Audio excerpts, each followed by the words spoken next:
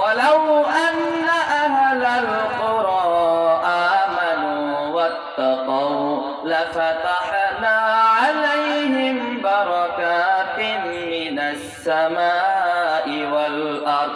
যে জনপদের লোকেরা, যে দেশের লোকেরা, যে এলাকার লোকেরা দুইটা কাজ করতে পারবে, আমি আল্লাহ রাব্বুল আলামিন আসমান এবং জমিনের যত রিজিকের দরজা আছে সব দরজা তাদের জন্য খুলে দেব। কয়টি কাজ?